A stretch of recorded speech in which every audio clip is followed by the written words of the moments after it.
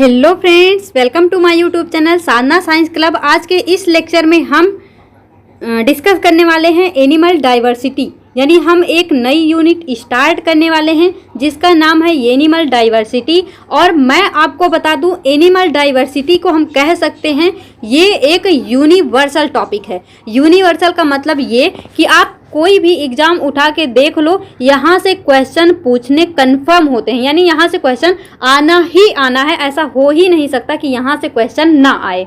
वैसे तो मतलब DSSB, KVS, NVS, EMRS किसी की भी बात करो, सब में यहाँ से कोई भी एग्जाम होता है 2 से 3 क्वेश्चन पूछे जाते हैं। मैं आपको कुछ प्रीवियस ईयर क्वेश्चन दिखा देती हूँ ताकि आपको एक आइडिया लग जाए कि यहाँ से कैसे कैसे क्वेश्चन पूछे गए हैं, ताकि आपको मतलब एक आइडिया रहेगा कि हाँ मतलब किस तरह से पढ़ना है। तो इसको तो हम स्टार्ट करेंगे। एक बार देख लेते हैं इसमें पढ़ना क्या क्या है।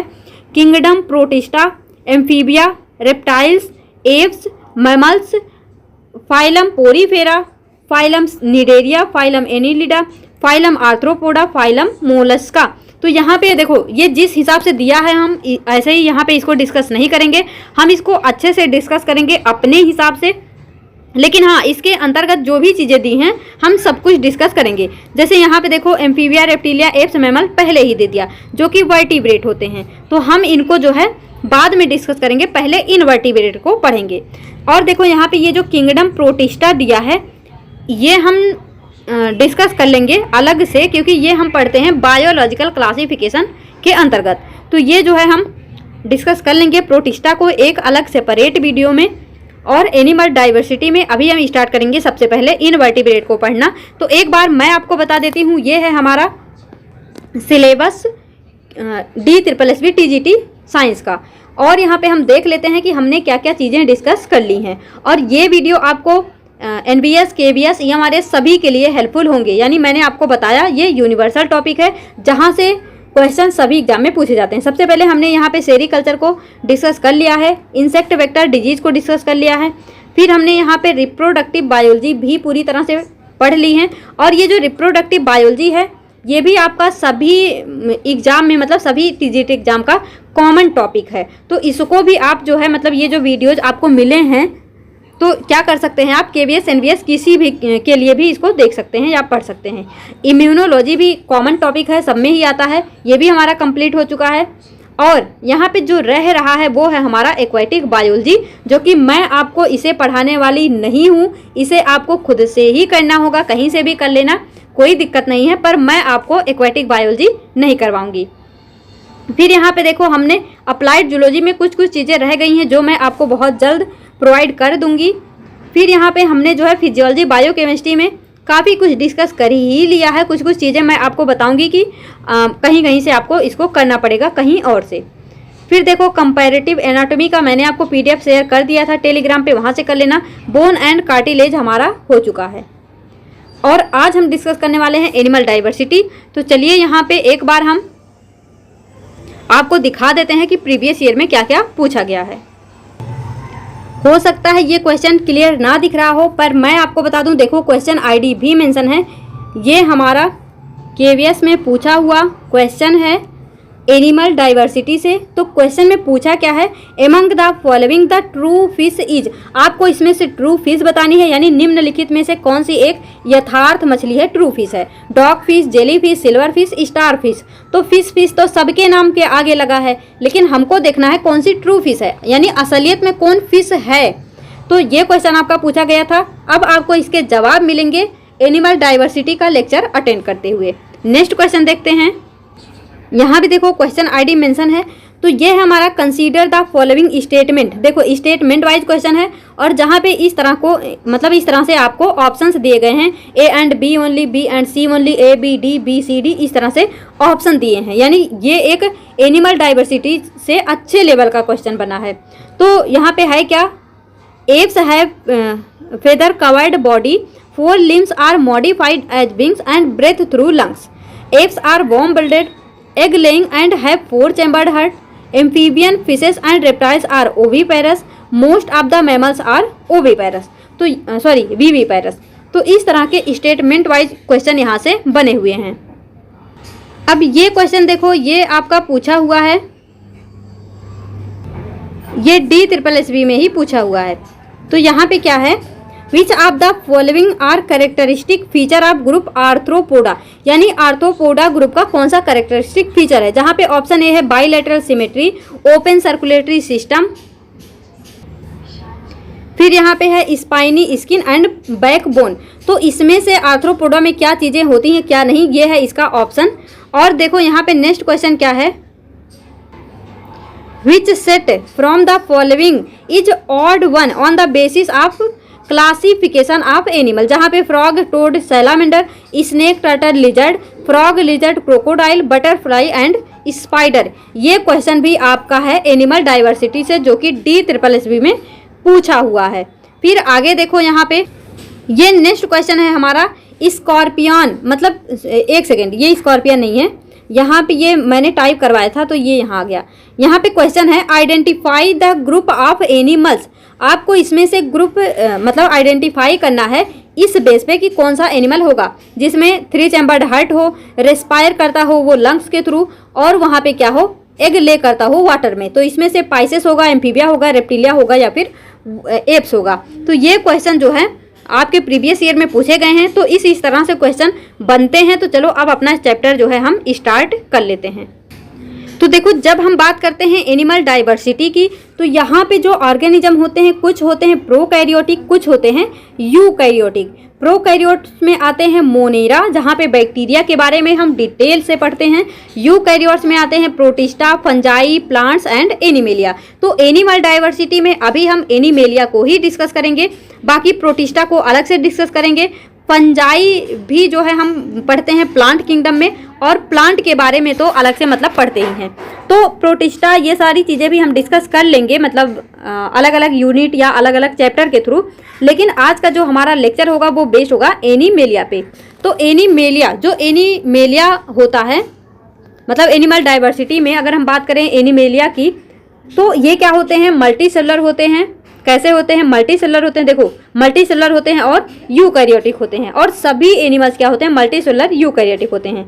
तो चलो स्टार्ट करते हैं कि किस किस तरह से मतलब एनिमल डाइवर्सिटी में क्या क्या चीज़ें हैं।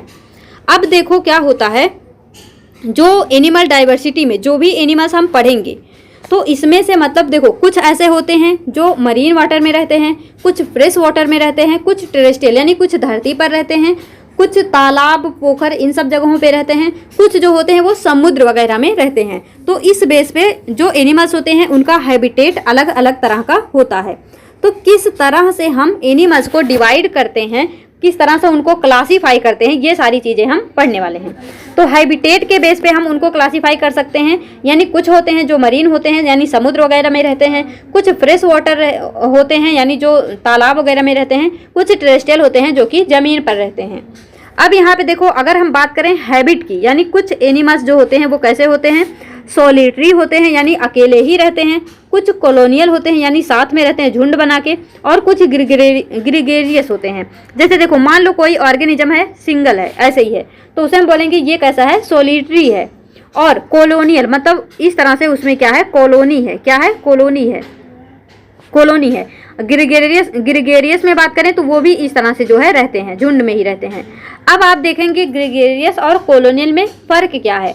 तो दोनों में फ़र्क ये है कि कॉलोनियल में जो ऑर्गेनिज्म है वो एक दूसरे की हेल्प करते हैं, लेकिन ग्रिगेरियस में वो एक दूसरे की हेल्प नहीं करते हैं। तो इस बेस पे यानी अलग अलग ऑर्गेनिज्म का, अलग अलग एनिमल्स का हैबिटेट क्या होता है, तो इनके बेस पे इनको डिवाइड करा गया है, क्लासीफाई किया गया है। फिर हम यहाँ पे देखते हैं ऑर्गेनाइजेशन, क्या देखते हैं, ऑर्गेनाइजेशन, यानी ऑर्गेनाइजेशन के बेस पर भी एनिमल्स को अलग अलग कैटेगरी में डिवाइड किया गया है।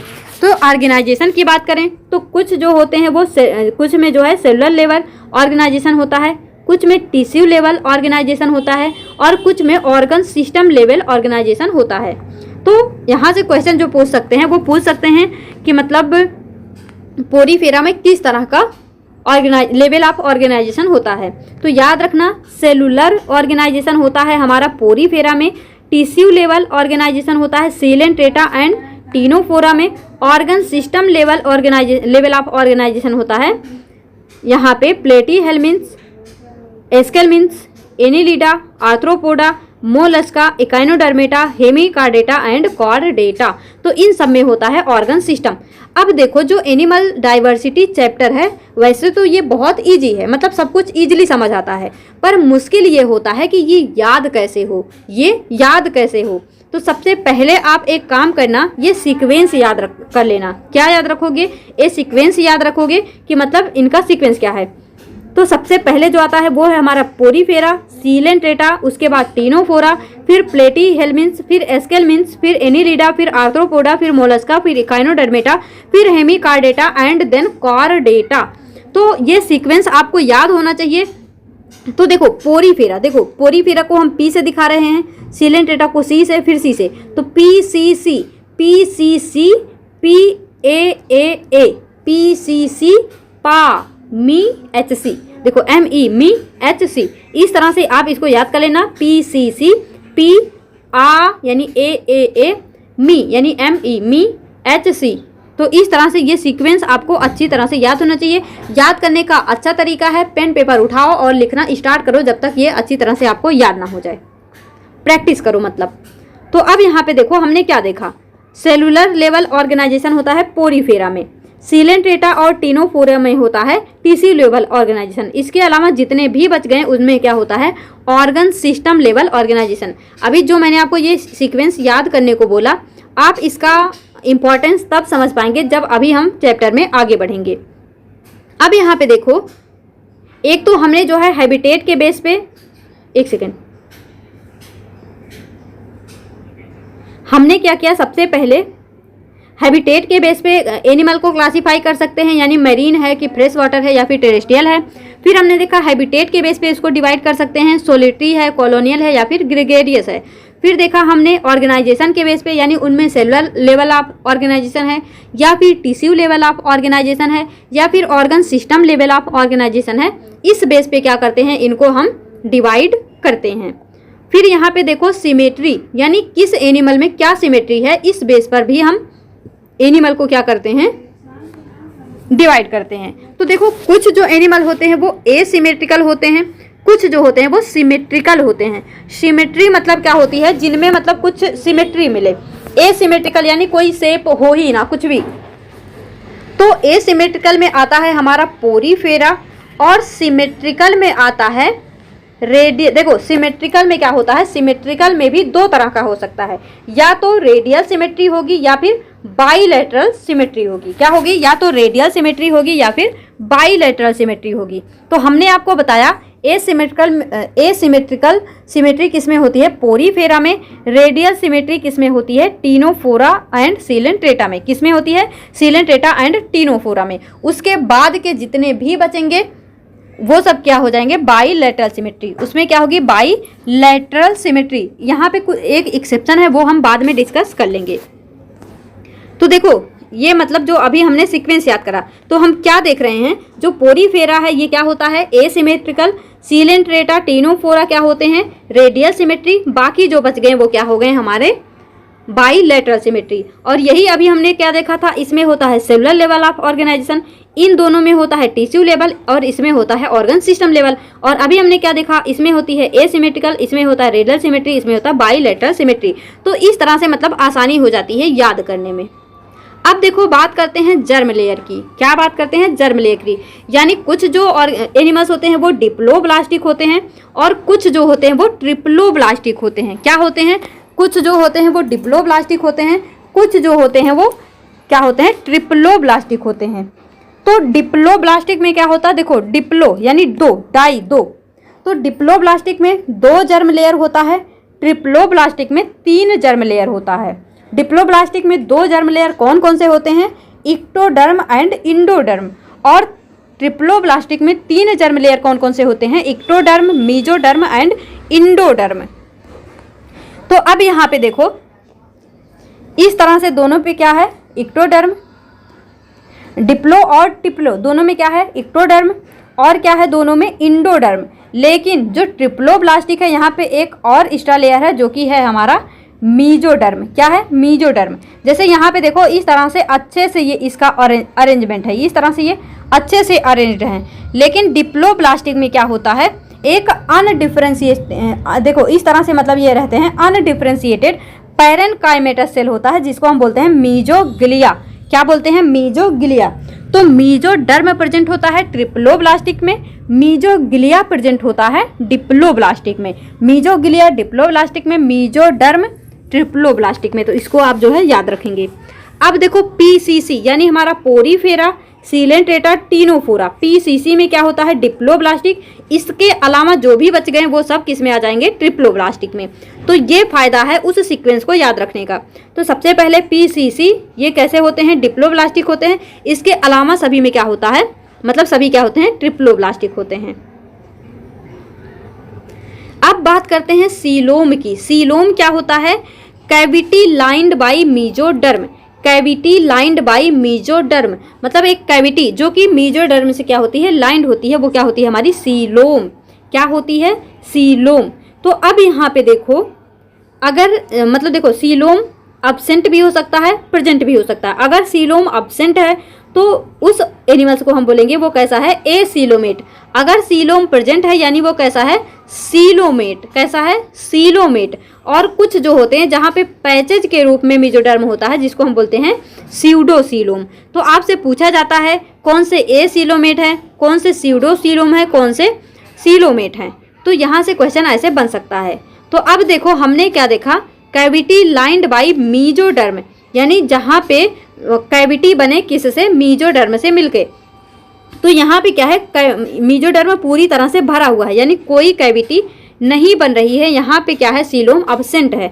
तो सीलोम किस में अब्सेंट होता है? प्लेटीहेल्मिन्थ में। कहाँ पे अब्सेंट होता है? प्लेटीहेल्मिन्थ में। और फिर यहाँ पे देखो, यहाँ पे क्या है? मीजोडर्म कुछ पैचेज के रूप में पाए जाते हैं। यानी यहाँ पे एक मतलब कह सकते हैं कि एक झूठा सा सीलोम बना है। देखो स्यूडो वर्ड मीन्स क्या होता है? झूठा। मतलब केवल आभास होता है कि सीलोम है बट होता नहीं है। तो इसको हम बोलते हैं मतलब ये पाया जाता है हमारा एस्केलमिन्थीज में। किस में होता है? एस्केलमिन्थीज में यानी राउंड वॉर्म में। तो स्यूडोसीलोम कौन होते हैं? एस्केलमिन्थीज यानी राउंड वॉर्म। और सीलोमेट कौन से होते हैं? तो देखो सीलोमेट मतलब क्या हो गया? यहाँ पे सीलोम प्रेजेंट है। तो ये हो गई हमारी मीजोडर्म और यहाँ भी हो गई हमारी मीजोडर्म, ये भी हो गई मीजोडर्म। तो देखो यहाँ भी मीजोडर्म, यहाँ भी मीजोडर्म, इन दोनों के बीच में एक कैविटी बन रही है यानी यही है हमारा सीलोम। तो इक्टोडर्म इंडोडर्म सभी में देखो, यहाँ भी इक्टोडर्म इंडोडर्म है, यहाँ भी इक्टोडर्म इंडोडर्म है, यहाँ भी इक्टो और इंडोडर्म है। लेकिन यहाँ पे क्या है? जो मीजोडर्म है देखो उसकी लेयर यहाँ भी है और यहाँ भी है। और मीजोडर्म के बीच में क्या बन रही? कैविटी बन रही जिसको हम क्या बोल रहे हैं? मीजोडर्म मतलब सीलोम बोल रहे हैं। तो देखो कुछ जैसे हमारा एलिमेंट्री कैनाल हो गया, उसके पास जो होगा उसको हम बोलेंगे विसरल पेरिटोनियम। और जो इससे दूर होगा वो होगा हमारा पेराइटल पेरिटोनियम। यानी जो हमारे ऑर्गन्स के पास है वो हो गए विसरल पेरिटोनियम, जो दूर हो गए वो हो गए पेराइटल पेरिटोनियम। तो अब देखो हमने क्या क्या डिस्कस किया अभी तक। हैबिटेट में क्या हो जाएगा? Marine terrestrial fresh water. Habit में क्या हो गया? Solitary colonial gregarious. ऑर्गेनाइजेशन में cellular level, tissue level, organ system level. Symmetry में एसिमेट्रिकल या फिर सिमेट्रिकल। अगर सिमेट्री है तो यहाँ पे रेडियल या फिर बाईलेटरल। फिर देखो जर्म लेयर में या तो 2 होंगे या तो 3, यानी अगर 2 है तो डिप्लोब्लास्टिक, अगर 3 है तो ट्रिप्लोब्लास्टिक। और फिर हमने यहाँ पे देखा सीलोम। सीलोम में क्या है? अगर सीलोम अब्सेंट है तो एसीलोमेट, अगर मतलब झूठा सीलोम है तो स्यूडोसीलोमेट, अगर वहाँ पे सीलोम प्रेजेंट है तो सीलोमेट।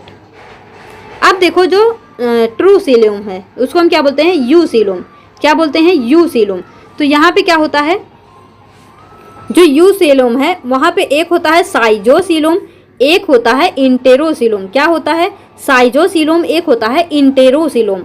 साइजो मीन्स क्या होता है? स्प्लिट। साइजो मीन्स स्प्लिट यानी सेपरेट, यानी जो है यहाँ पे मीजोडर्म के सेपरेट होने से बन रहे हैं वो क्या है? हमारे साइजोसीलोम। जैसे यहाँ पे देखो ये है मीजोडर्म, ये है मीजोडर्म।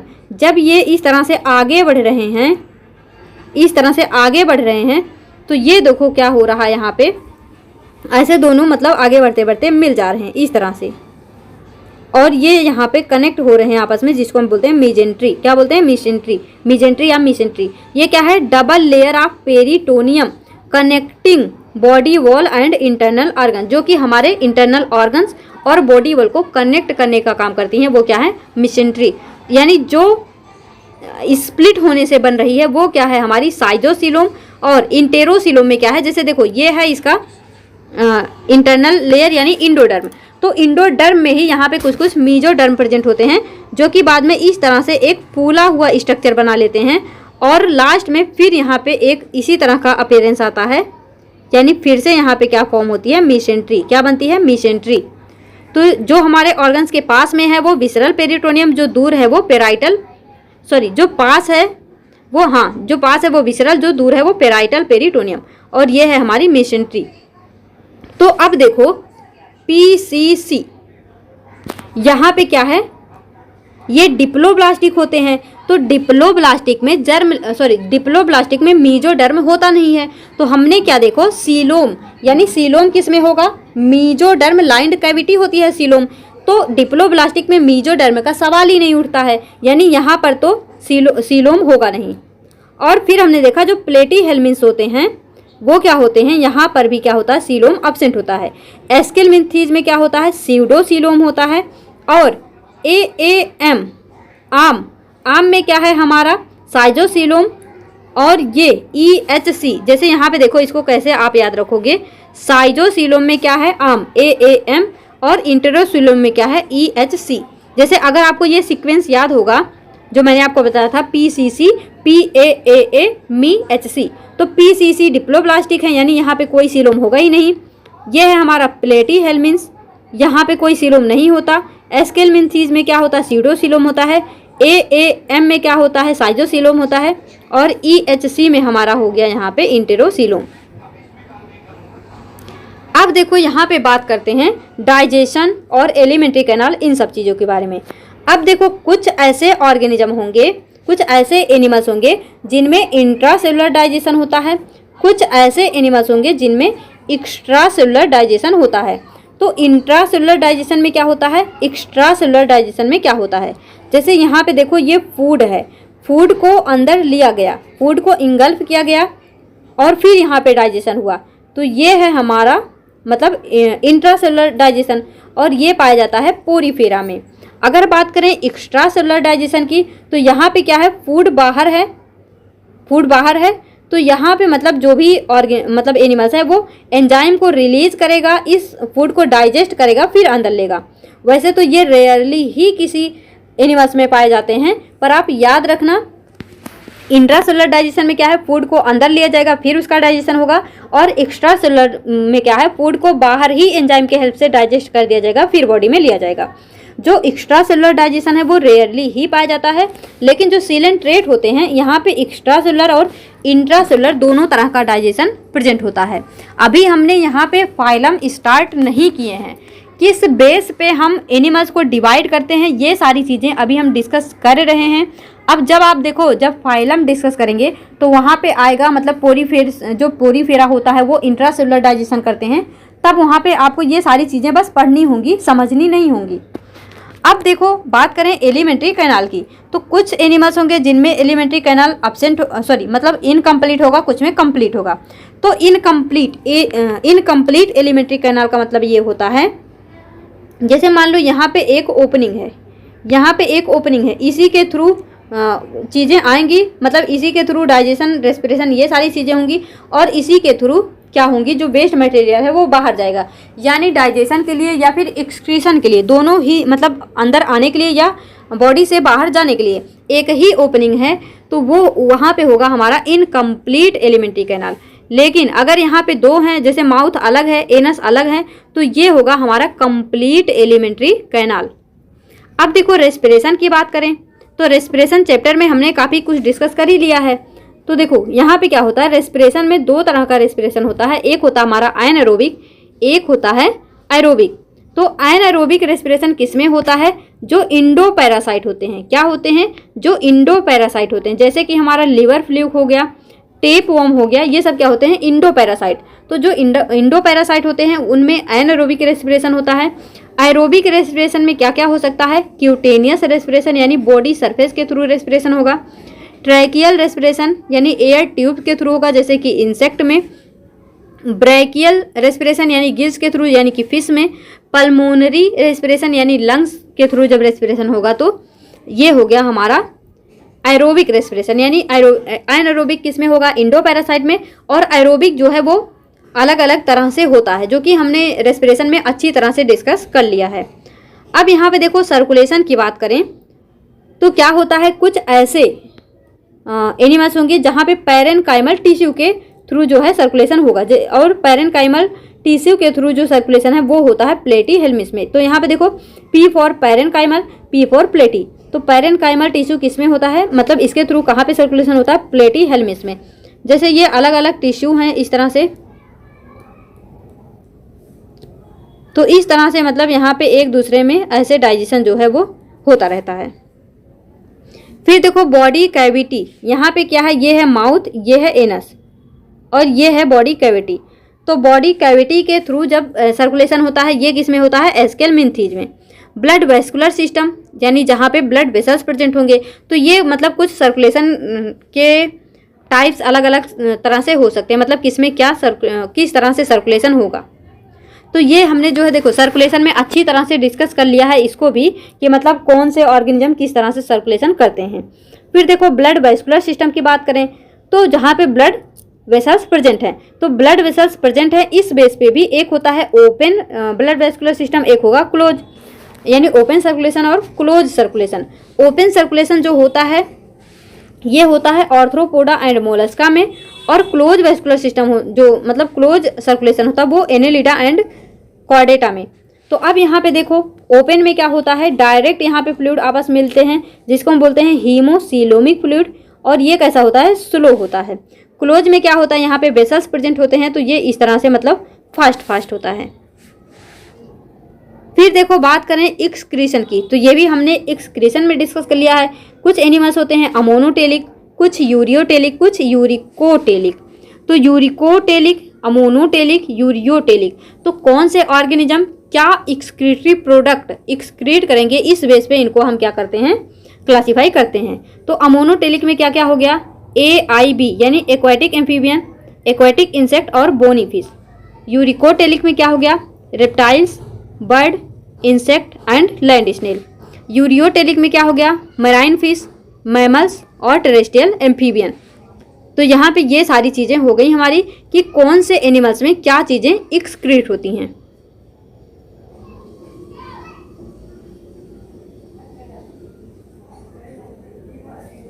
अब देखो बात करते हैं रिप्रोडक्शन की। तो रिप्रोडक्शन जो होता है अलग अलग एनिमल्स में वो एसेक्सुअल या सेक्सुअल इस तरह से हो सकता है, या तो वो एसेक्सुअल होगा या फिर सेक्सुअल होगा। तो अगर एसेक्सुअल होगा वो बडिंग के थ्रू हो सकता है, फ्रेगमेंटेशन के थ्रू हो सकता है, या फिर रीजनरेशन के थ्रू हो सकता है।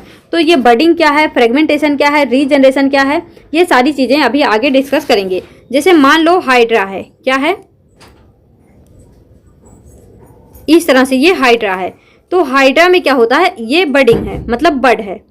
तो ये बड क्या होती है, ये जो बड है ये इससे अलग हो जाएगी और इस बड से एक नया हाइड्रा बन जाएगा। तो इसको हम बोलते हैं बडिंग यानी बडिंग। तो बडिंग किस में होती है, हाइड्रा में होती है। फ्रेगमेंटेशन में भी क्या होता है, जैसे मान लो कोई भी एनिमल है तो यहाँ पे इसका फ्रेगमेंट एक अलग हो जाएगा और उससे जो है पूरी कंप्लीट बॉडी बन जाएगी। रीजनरेशन में क्या है, जैसे आपने देखा होगा रेप्टाइल्स में लिजर्ड, जो लिजर्ड होती है बाय द वे उसकी टेल जो है वो कट हो जाए तो दोबारा से वो टेल जो है वो रीजनरेट हो जाती है। ठीक इसी तरह से हम देखते हैं प्लेनेरिया। प्लेनेरिया जो होता है उसमें भी क्या होता है, अगर उसका कोई भी पार्ट कट हो जाए दोबारा से रीजनरेट हो जाता है, कंप्लीट ऑर्गन जो है वो डेवलप हो जाता है। तो एसेक्सुअल में क्या क्या मतलब एसेक्सुअल रिप्रोडक्शन में कौन कौन से मेथड हो सकते हैं, बडिंग हो सकता है, फ्रेगमेंटेशन हो सकता है या फिर रीजनरेशन हो सकता है। और अगर हम बात करें सेक्सुअल रिप्रोडक्शन की तो यहाँ पे या तो यूनिसेक्सुअल होगा या फिर बाईसेक्सुअल होगा, यानी कोई भी एनिमल या तो यूनिसेक्सुअल होगा या फिर बाईसेक्सुअल होगा। यूनिसेक्सुअल मतलब male and female sexes separate, यानी इसको हम बोलते हैं डायोसियस, यानी दो फॉर्म है बॉडी की, एक मेल है एक फीमेल है। और अगर बात करें बाईसेक्सुअल की तो यहाँ पे ये क्या होते हैं, मोनोसियस। कैसे होते हैं, मोनोसियस, यानी यहाँ पे मेल और फीमेल एक ही बॉडी पे क्या होते हैं, प्रेजेंट होते हैं। इसको हम बोलते हैं हर्माफ्रोडाइट। क्या बोलते हैं, हर्माफ्रोडाइट। तो इसको देखो ऐसे याद रखना, HMB, मतलब ये तीनों टर्म एक ही हैं। चाहे आप बोलो बाईसेक्सुअल या बोलो मोनोसियस या फिर बोलो हर्माफ्रोडाइट, इसका मतलब यही है कि एक ही बॉडी पे मेल और फीमेल दोनों क्या होंगे, प्रेजेंट होंगे। मेल और फीमेल एक ही बॉडी पर प्रेजेंट होंगे। इसी के लिए हम टर्म यूज करते हैं मोनोसियस या फिर बोलो बाईसेक्सुअल या फिर बोलो हर्माफ्रोडाइट। HMB से याद रख लेना, HMB, बाईसेक्सुअल, मोनोसियस, हर्माफ्रोडाइट। तो यहाँ पे देखो मेल और फीमेल एक ही बॉडी पे है। तो यहाँ पे दो टर्म आता है, जैसे देखो यहाँ पे मेल फीमेल दोनों एक ही बॉडी पे है, मेल फीमेल दोनों एक ही बॉडी पे है। अगर मेल पहले डेवलप होगा यानी मेल मैच्योर फर्स्ट, तो इसके लिए टर्म यूज करते हैं प्रोटो एंड्री। अगर फीमेल पहले जो है डेवलप होती है तो इसके लिए मतलब मैच्योर होती है, इसके लिए टर्म यूज करते हैं गाइनो एंड्री। अब देखो डेवलपमेंट की बात करें तो सबसे पहले क्या होता है, जाइगोट होता है, मोरुला बनता है, ब्लास्टुला बनता है, एम्ब्रियो बनता है। तो डेवलपमेंट में क्या होता है, या तो डायरेक्ट डेवलपमेंट होगा या तो इनडायरेक्ट डेवलपमेंट होगा। डायरेक्ट डेवलपमेंट का मतलब क्या होता है, लार्वा एब्सेंट है, और इनडायरेक्ट डेवलपमेंट का मतलब क्या होता है, लार्वा प्रेजेंट है। फिर यहाँ पे क्या होता है, एग में क्या होता है, या तो एग एलेसिथल होगा यानी यॉक क्या होगा, यॉक साइक एब्सेंट होगा। माइक्रोलेसिथल होगा यानी थोड़ा अमाउंट में यॉक प्रेजेंट होगा। मीजोलेसिथल यानी थोड़ा ज़्यादा होगा। मेगालेसिथल यानी बहुत ज़्यादा अमाउंट में यॉक साइक प्रेजेंट होगा। तो इस बेस पे जो एग है वो एलेसिथल, माइक्रोलेसिथल, मीजोलेसिथल या फिर मेगालेसिथल हो सकते हैं। और अब यहाँ से स्टार्ट होता है हमारा phylum Porifera, phylum Coelenterata, phylum Ctenophora, ये सारी चीज़ें। अब देखो ये लेक्चर हमारा 30 मिनट का है, पर मैं अभी फाइलम स्टार्ट नहीं करूँगी, क्योंकि जो एनिमल डाइवर्सिटी चैप्टर है यहाँ पे क्या होता है कि एनिमल डाइवर्सिटी में क्या होता है कि बहुत सारी चीज़ें याद करने को होती हैं। तो आज के लेक्चर मैंने आपको बहुत ही बेसिक सब कुछ बताया है कि मतलब किस तरह से जो एनिमल डाइवर्सिटी ये चैप्टर है, जैसे मान लो जब शुरू में क्या हुआ होगा कि मतलब बहुत सारे एनिमल्स थे, तो उनको हमें क्या करना है, क्लासीफाई करना है। तो हम उनको किस बेस पे क्लासीफाई कर सकते हैं, तो सबसे पहले हमने देखा उनका हैबिटेट क्या है, मतलब वो कहाँ पे रह रहे हैं, तो उस बेस पे कर दिया कि हाँ ये मरीन है, ये फ्रेश वाटर है, ये टेरेस्ट्रियल है। फिर हमने हैबिट के बेस पे कर दिया कि ये सोलिटरी है, ये कॉलोनियल है, ये ग्रेगेरियस है। फिर हमने ऑर्गेनाइजेशन के बेस पे उनको अलग अलग किया, इनमें सेलुलर है, इनमें टिश्यू लेवल है, इनमें ऑर्गन सिस्टम लेवल है। फिर सिमेट्री के बेस पे अलग अलग कर दिया, जर्म लेयर के बेस पे इनको जो है डिवाइड कर दिया। फिर यहाँ पे हमने देखा सीलोम, यानी अगर सीलोम एब्सेंट है तो ए सीलोमेट, सीडो सीलोमेट, अगर सीलोम जो है प्रेजेंट है तो सीलोमेट। इस तरह से हमने जो है देखा। फिर देखा मतलब ये हमने समराइज किया। फिर हमने देखा ट्रीसीलोम, साइजोसीलोम, इंट्रोसीलोम। फिर यहाँ पे डाइजेशन, मतलब डाइजेशन के बेस पे कौन से एनिमल्स में इंट्रासेलुलर है, किसमें एक्स्ट्रा सेलुलर है। तो अभी जब हम फाइलम पढ़ेंगे तो ये सारी चीज़ें बार बार रिपीट होंगी, तब आप ये मत कहना कि हमें ये समझ नहीं आ रहा, क्योंकि हम वो सारी चीज़ें समझ पाएँ, इसलिए ये हमारा एक बेसिक सा लेक्चर था जहाँ पे हमने जो है आपको ये सारी चीज़ें बताई कि किसमें क्या होता है, कैसे होता है। रेस्पिरेशन में भी देख लिया क्या क्या है, सर्कुलेशन देख लिया। फिर यहाँ पे हमने एक्सक्रीशन भी देख लिया कि किस तरह से मतलब अलग अलग एनिमल्स को डिवाइड किया जाता है इन सारे बेसिस पे, डेवलपमेंट एक्स इन सारी बेसिस पे। तो चलिए इस लेक्चर को यहीं तक रखते हैं। आप जो है ये जो मैंने सीक्वेंस बताया था PCC PAAA MHC, इसको अच्छे से लिख के जो है रेडी कर लेना। आपको याद होना चाहिए सबसे पहले पोरीफेरा, फिर सीलेंटेटा, फिर टीनोफोरा, फिर प्लेटीहेल्मिन्थ। एक बार आपको इसका यहाँ पे बता देती हूँ इसी से। Porifera, coelenterata, ctenophora, platyhelminth, aschelminthes, फिर यहाँ पे annelida, arthropoda, mollusca, echinodermata, hemichordata, chordata. मैंने आपको इसको शॉर्टकट में बताया है, पर आप इसका पूरा नेम लिख के एक दो बार ट्राई करेंगे, उसके बाद क्या करेंगे, ऐसे शॉर्टकट में लिख के इसका मतलब बोलना तो पूरा जैसे बोलोगे जैसे ऐसे लिखना, porifera, coelenterata, ctenophora, platyhelminth, aschelminth, annelida, arthropoda, mollusca, echinodermata, hemichordata, chordata. अगर आपको ये सीक्वेंस याद होगा तो आपके लिए ये चैप्टर बहुत ही आसान हो जाएगा और इस चैप्टर में सबसे इम्पॉर्टेंट और एक चीज़ होता है एग्जाम्पल्स, यानी हम जो फाइलम पढ़ेंगे अभी आगे चलकर आप देखेंगे उसमें हम पोरी फेरा वो सब मतलब सब में कुछ ना कुछ एग्जाम्पल्स पढ़ेंगे, तो वो सारे एग्जाम्पल आपको याद होने चाहिए। तो मैं आपको जो है मैंने एक वीडियो बनाया था कुछ समय पहले जहाँ पे लिखा था मतलब trick to learn animal kingdom example, कुछ इस तरह से होगा। तो आप क्या करेंगे, जैसे ये वीडियो जब अपलोड होगा इसी के कमेंट सेक्शन में या कहीं भी मैं उसका लिंक लगा दूंगी, तो आप उसको देख लेना। तो आपको सबसे पहले ये सीक्वेंस याद होना चाहिए, उसके बाद सारे एग्जाम्पल्स याद होने चाहिए, बाकी जो भी हैं वो सब मैं देख लूँगी। मतलब किसमें वैसे ये कहें तो बहुत ज़्यादा भी याद करना है, अगर एक बार याद हो गया तो बहुत ही ईजी चैप्टर है। तो चलो इसको एंड करते हैं। आई होप आपको सारी चीज़ें अच्छे से समझ आई होंगी, जो भी टर्मिनोलॉजी हैं जो आगे चैप्टर में यूज होने वाली हैं। तो आप अपना फीडबैक देना मत भूलना। इस वीडियो में यहीं तक, मिलेंगे अपने नेक्स्ट वीडियो में, तब तक के लिए all the best, be happy, be positive.